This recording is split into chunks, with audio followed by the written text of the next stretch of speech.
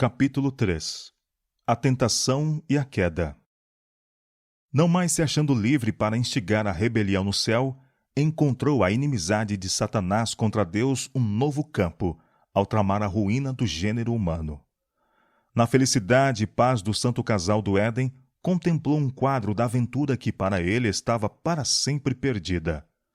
Movido pela inveja, decidiu-se a incitá-los à desobediência e trazer sobre eles a culpa e o castigo do pecado. Mudaria o seu amor em desconfiança, seus cânticos de louvor em exprobrações a seu Criador. Assim, não somente mergulharia esses seres inocentes na mesma miséria que ele próprio suportava, mas lançaria desonra a Deus e ocasionaria pesares no céu. Nossos primeiros pais não foram deixados sem avisos do perigo que os ameaçava. Mensageiros celestiais expuseram-lhes a história da queda de Satanás e suas tramas para sua destruição, explicando mais completamente a natureza do governo divino que o príncipe do mal estava procurando transtornar. Foi pela desobediência às justas ordens de Deus que Satanás e seu exército caíram. Quão importante, pois, que Adão e Eva honrassem aquela lei pela qual somente é possível manter-se a ordem e a equidade. A lei de Deus é tão sagrada como Ele próprio. É uma revelação de sua vontade, uma transcrição de seu caráter, expressão do amor e sabedoria divinos. A harmonia da criação depende da perfeita conformidade de todos os seres, de todas as coisas, animadas e inanimadas com a lei do Criador. Deus determinou leis, não somente para o governo dos seres vivos, mas para todas as operações da natureza. Tudo se encontra sob leis fixas, que não podem ser desrespeitadas. Todavia, ao mesmo tempo em que tudo na natureza é governado por leis naturais, o homem unicamente, dentre todos os que habitam na terra, é responsável perante a lei moral. Ao homem, a obra coroadora da criação, Deus deu o poder de compreender o que ele requer, a justiça e beneficência de sua lei, e as santas reivindicações da mesma para com ele, e do homem se exige inabalável obediência. Semelhante aos anjos, os moradores do Éden haviam sido postos sob prova. Seu feliz estado apenas poderia ser conservado sob a condição de felicidade para com a lei do Criador. Poderiam obedecer e viver, ou desobedecer e perecer. Deus os fizera receptáculos de ricas bênçãos, mas, se desatendessem à sua vontade, aquele que não poupou os anjos que pecaram não os poderia poupar. A transgressão privá-los-ia de seus dons, e sobre eles traria miséria e ruína.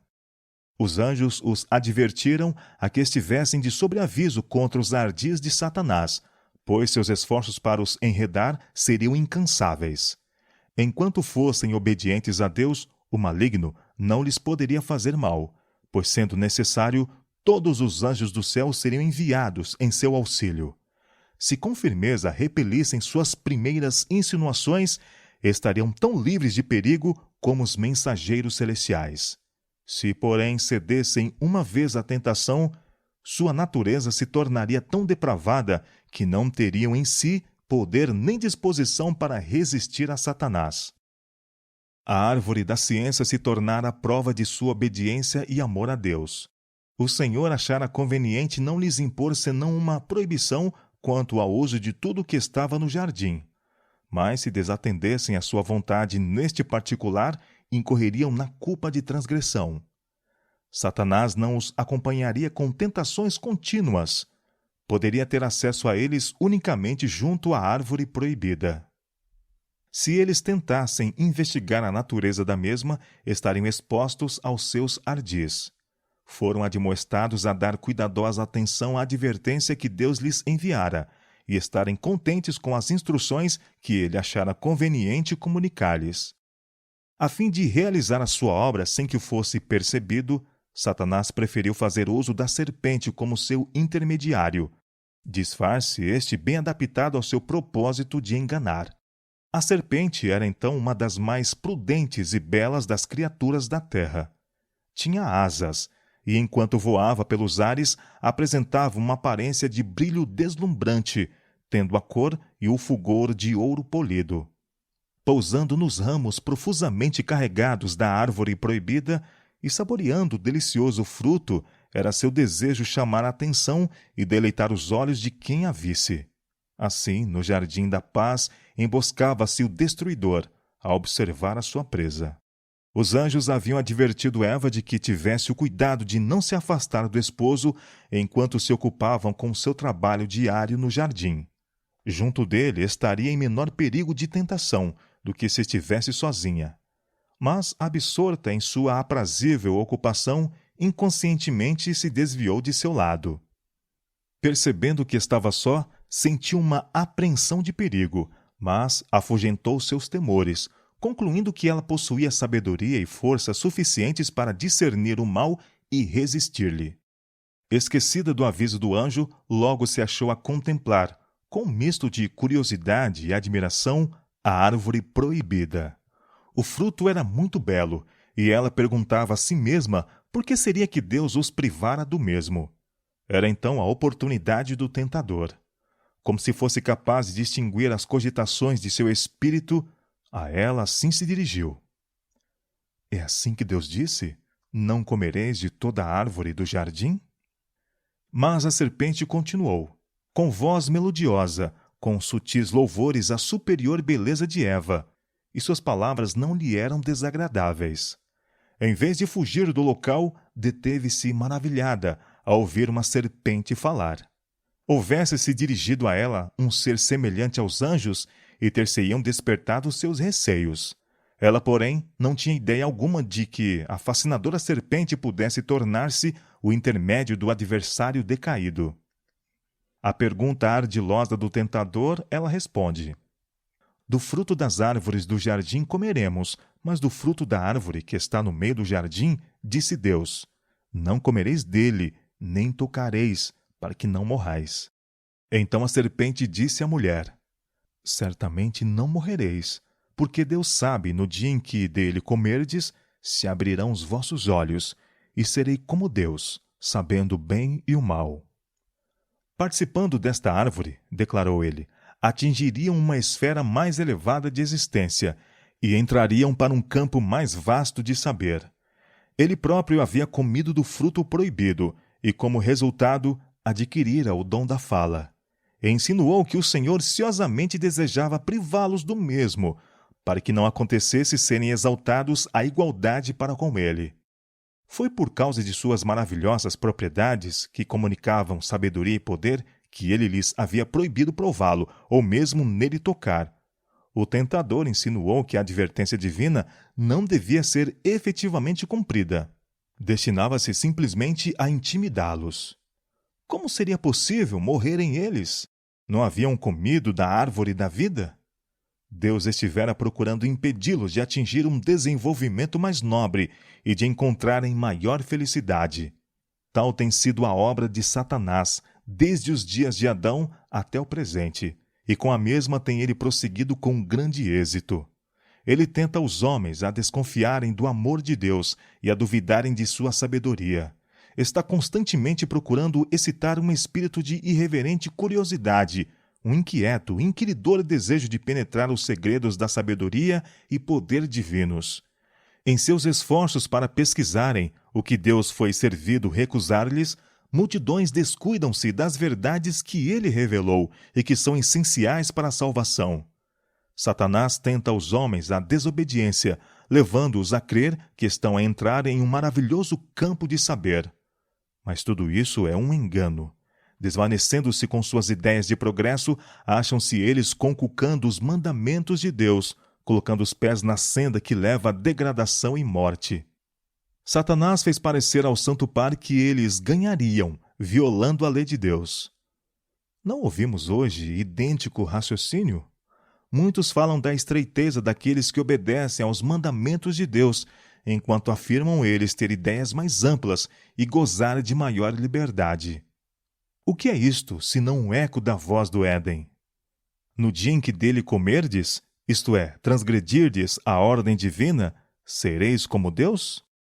Satanás alegou ter recebido grande benefício, comendo do fruto proibido, mas não deixou transparecer que pela transgressão viera a ser expulso do céu. Embora houvesse achado que do pecado resulta a infinita perda, ocultou sua própria miséria, a fim de arrastar outros à mesma posição.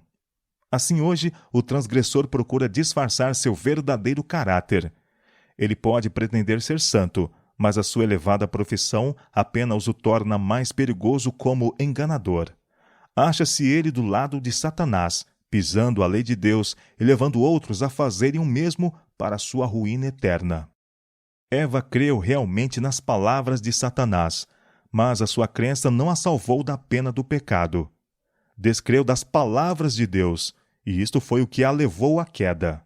No juízo, os homens não serão condenados porque conscienciosamente creram na mentira, mas porque não acreditaram na verdade, porque negligenciaram a oportunidade de aprender o que é a verdade. Apesar do sofisma de Satanás indicando o contrário, é sempre desastroso desobedecer a Deus. Devemos aplicar o coração a conhecer o que é a verdade. Todas as lições que Deus fez com que fossem registradas em sua palavra são para nossa advertência e instrução. São dadas para nos salvar do engano. Da negligência às mesmas resultará ruína a nós mesmos. O que quer que contradiga a palavra de Deus, podemos estar certos de que procede de Satanás. A serpente apanhou o fruto da árvore proibida e colocou-a nas mãos de Eva, que estava meio relutante. Fê-la então lembrar-se de suas próprias palavras de que Deus lhes proibira tocar nele, para que não morressem. Não receberiam maior mal comendo o fruto, declarou ele, do que nele tocando. Não percebendo maus resultados do que fizera, Eva ficou mais ousada.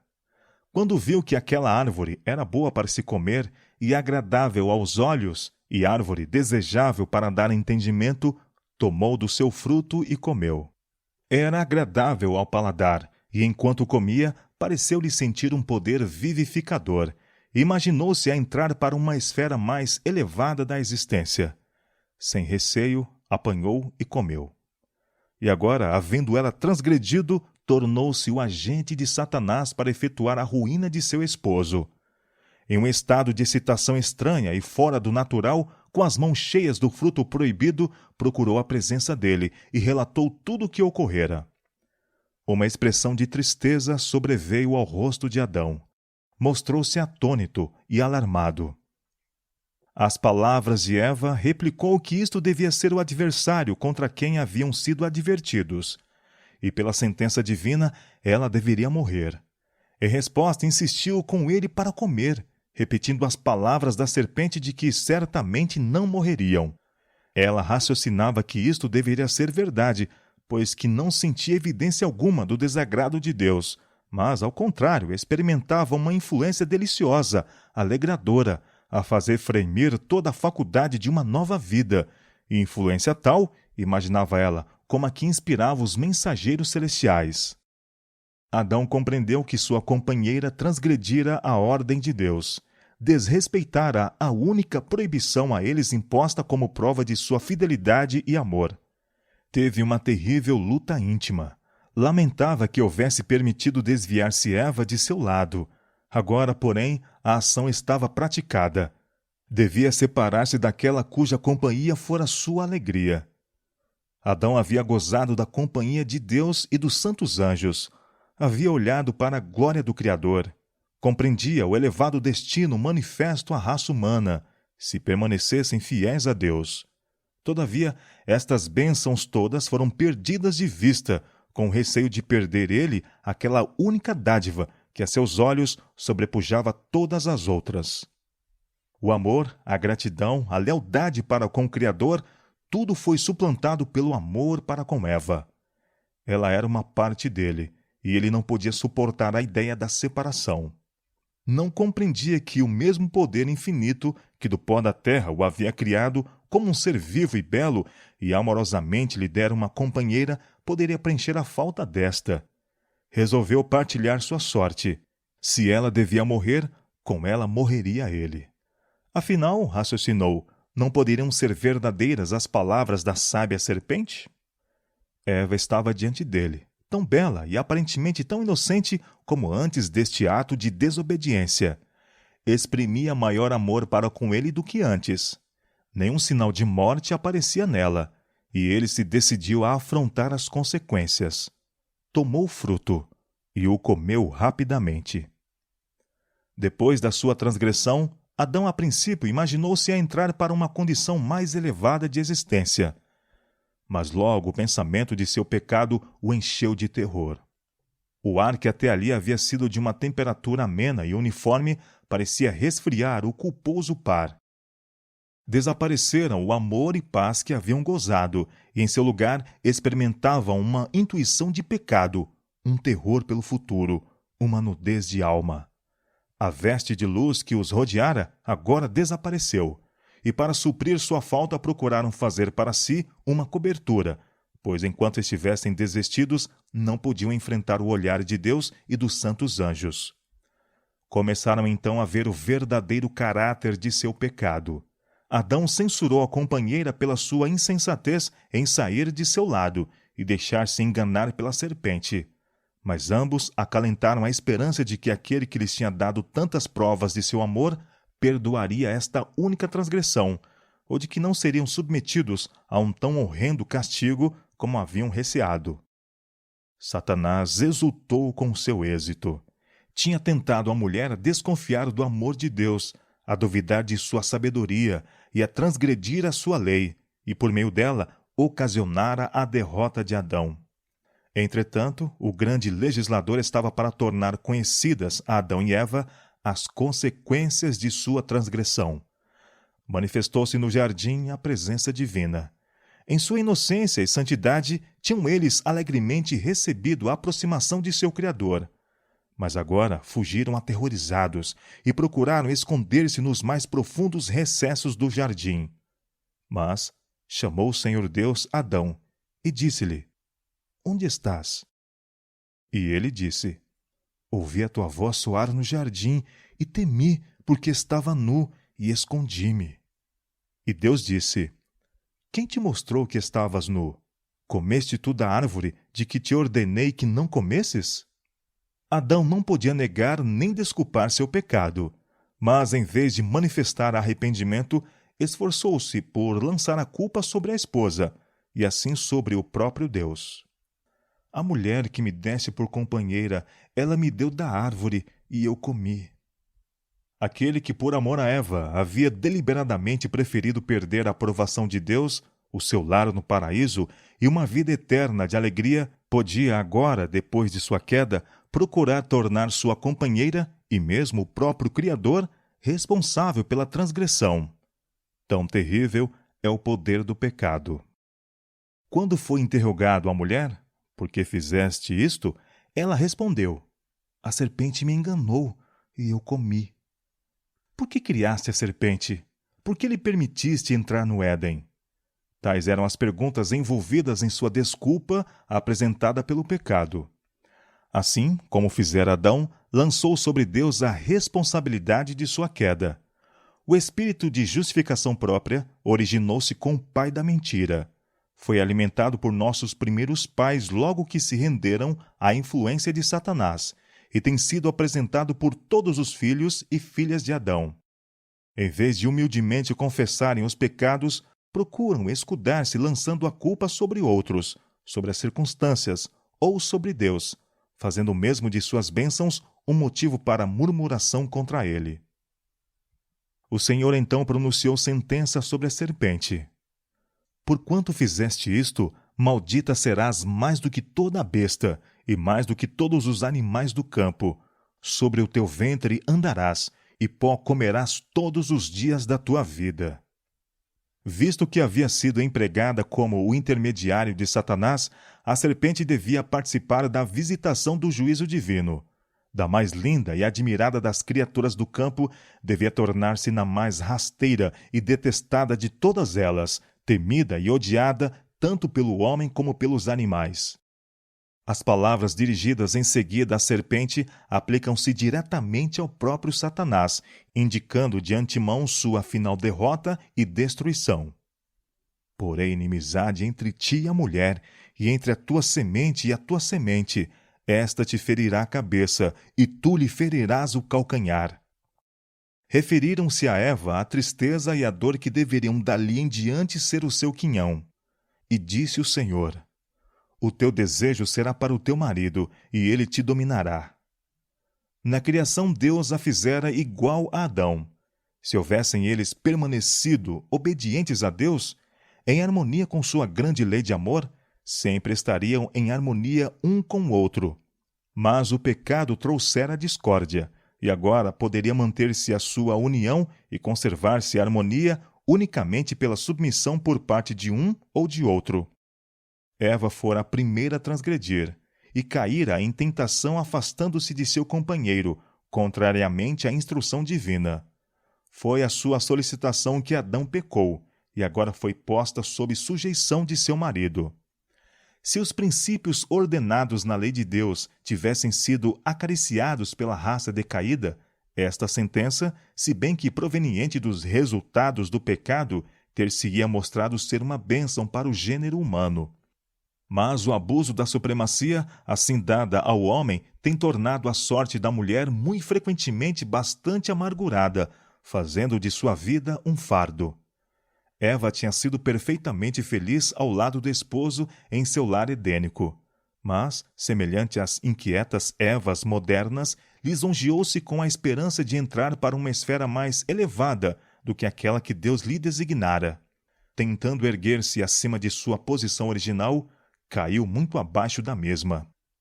Idêntico resultado será alcançado por todas as que estão indispostas a assumir com bom ânimo os deveres da vida, de acordo com o plano de Deus. Em seus esforços para atingirem posições para as quais Ele não as adaptou, muitas estão deixando vago o lugar em que poderiam ser uma bênção. Em seu desejo de uma esfera mais elevada, muitas têm sacrificado a verdadeira dignidade feminil e a nobreza de caráter, e deixaram por fazer precisamente o trabalho que o céu lhes designou.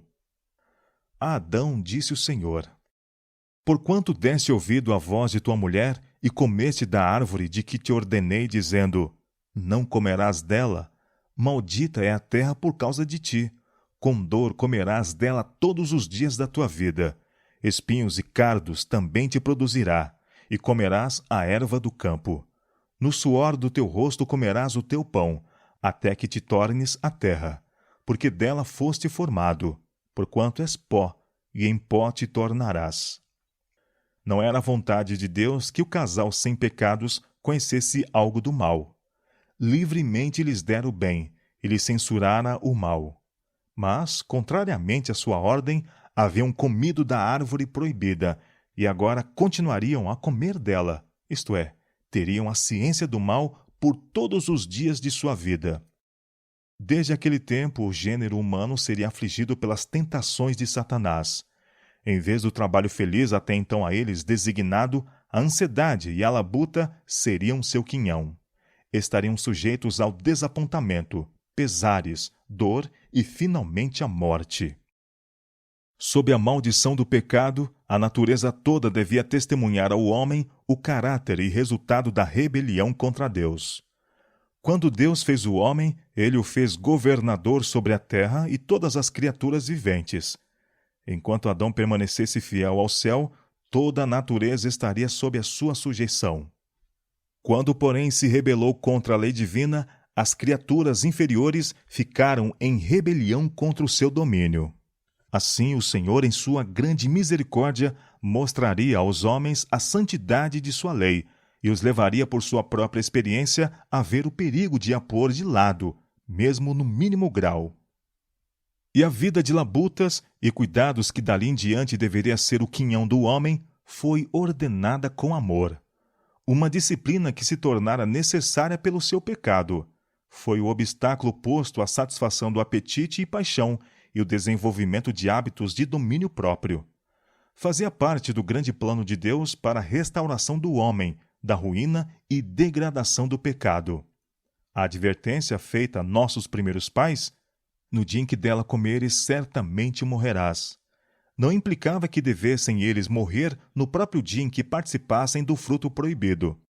Mas naquele dia a irrevogável sentença seria pronunciada. A imortalidade lhes era prometida sob condição de obediência. Pela transgressão, despojar-se-iam da vida eterna. Naquele mesmo dia, estariam condenados à morte.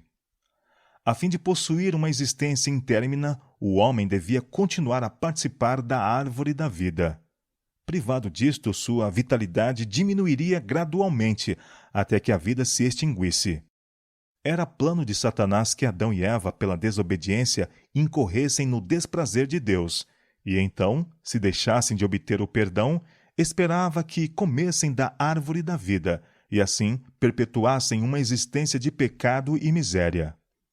Depois da queda do homem, porém, santos anjos foram imediatamente comissionados para guardarem a árvore da vida. Em redor desses anjos chamejavam raios de luz, tendo a aparência de uma espada inflamada. A nenhum da família de Adão foi permitido passar aquela barreira para participar do fruto doador de vida. Logo, não há pecador imortal. A onda de desgraças que emanou da transgressão de nossos primeiros pais é considerada por muitos como uma consequência demasiado terrível para um pecado tão pequeno, e acusam a sabedoria e justiça de Deus em seu trato com o homem. Mas se eles olhassem profundamente para esta questão, poderiam discernir o seu erro. Deus criou o homem à sua semelhança, livre do pecado. A terra devia ser povoada com seres algo inferiores aos anjos, mas a sua obediência seria provada, pois que Deus não permitiria que o mundo se enchesse daqueles que desrespeitassem a sua lei. Contudo, em sua grande misericórdia, não designou a Adão uma prova severa, e a própria leveza da proibição tornou o pecado excessivamente grande. Se Adão não pôde suportar a menor das provas, não poderia ter resistido a uma prova maior, caso houvessem sido confiadas a ele maiores responsabilidades. Se tivesse sido designada a Adão alguma prova grande, aqueles cujo coração se inclina para o mal desculpar-se-iam então, dizendo: isto é uma coisa trivial e Deus não é tão exigente a respeito de coisas pequenas. E haveria contínua transgressão em coisas consideradas pequenas, a quais ficam sem reprovação humana. O Senhor, porém, tornou patente que o pecado, em qualquer grau, é ofensivo para ele. A Eva pareceu coisa pequena desobedecer a Deus provando o fruto da árvore proibida e tentar o esposo a transgredir também. Entretanto, o pecado deles abriu as portas ao dilúvio das desgraças sobre o mundo. Quem pode saber, no momento da tentação, as terríveis consequências que advirão de um passo errado? Muitos que ensinam que a lei de Deus não está em vigor para o homem insistem que é impossível a este obedecer aos seus preceitos. Mas, se isso fosse verdade, por que sofreu Adão a pena da transgressão? O pecado de nossos primeiros pais acarretou a culpa e a tristeza sobre o mundo, e se não fora a bondade e misericórdia de Deus, teria mergulhado a raça humana em irremediável desespero. Que ninguém se engane. O salário do pecado é a morte. A lei de Deus não pode ser transgredida hoje com menos impunidade do que quando fora pronunciada a sentença sobre o pai da humanidade.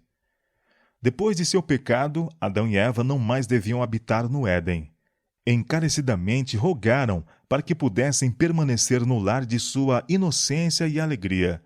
Confessaram que haviam perdido todo o direito àquela feliz morada, mas comprometeram-se para no futuro prestar estrita obediência a Deus.